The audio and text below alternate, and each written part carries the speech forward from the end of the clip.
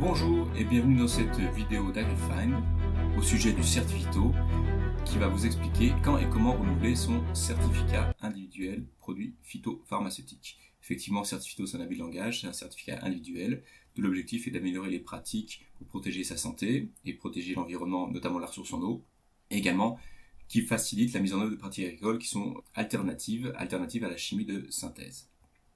Alors concrètement, quand faire la demande? Il faut la demande de renouvellement au maximum 3 mois avant la date d'échéance de validité du certificat en cours, sachant qu'aujourd'hui, tous les certificats ont une validité de 5 ans maximum. Est-ce qu'il est préférable d'attendre le dernier moment pour faire sa demande de renouvellement? Non, puisque, je prends mon exemple, j'ai fait mon certificat en mars 2013, donc il était valable jusqu'en mars 2018. J'ai refait un test positif en juillet 2017 et le courrier de l'administration m'a indiqué que le début de validité de mon second certificat comptait bien à partir de mars 2018, donc je n'ai pas perdu 9 mois de certificat. Donc vous pouvez anticiper, et même je vous recommande d'anticiper de quelques mois le renouvellement de votre certificat individuel. Aujourd'hui, 5 certificats pour 5 situations. Les opérateurs pour tout ce qui est manipulation, les salariés des ETA, les salariés des exploitations agricoles, les salariés des paysagistes, les personnes qui sont en charge des exploitations agricoles, les chefs d'exploitation, entreprises non soumises à agrément et qui travaillent uniquement dans le cadre d'entraide et de partage d'heures, c'est le certificat décideur en entreprise non soumis à agrément.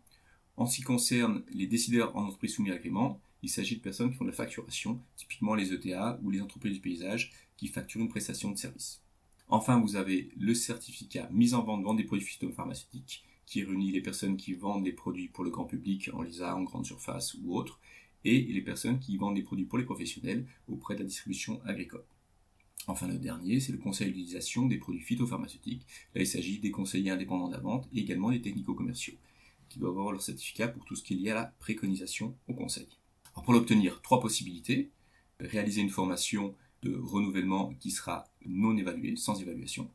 Deuxième possibilité, le test de vérification des connaissances.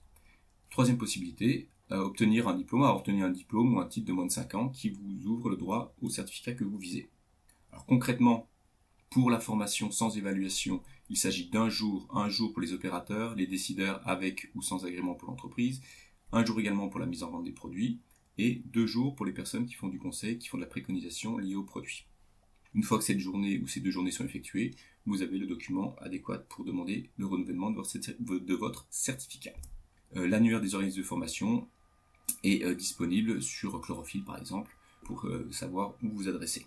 En ce qui concerne le test, c'est un test qui dure 1h30. Il y a un certain nombre de réponses justes à obtenir, un test type QCM, donc il faut pour les opérateurs, 15 sur 30 pour les décideurs en entreprise non soumises à agrément, 20 sur 30 pour les entreprises soumises à agrément, également 20 sur 30 pour ceux qui font la vente et la mise en vente, et enfin, pour les conseillers, le score requis est de 25 sur 30, ce qui ne laisse pas beaucoup de marge d'erreur.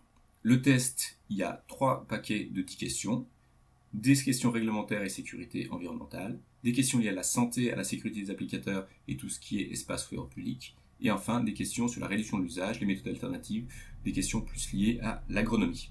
Enfin, le diplôme, pour savoir si votre diplôme est adapté au certificat que vous visez, vous pouvez vous rendre sur legifrance.gouv.fr et il y a la liste des diplômes et les équivalences que vous pouvez obtenir.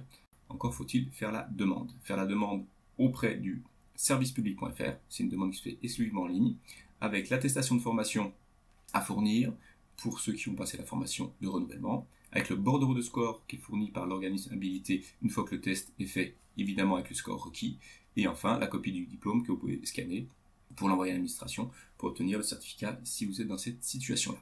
Merci pour votre attention. Si vous avez des questions ou des remarques et surtout si vous souhaitez de l'aide pour préparer le test, contactez-nous au sein d'AgriFind en vous souhaitant une bonne continuation. Au revoir à tous.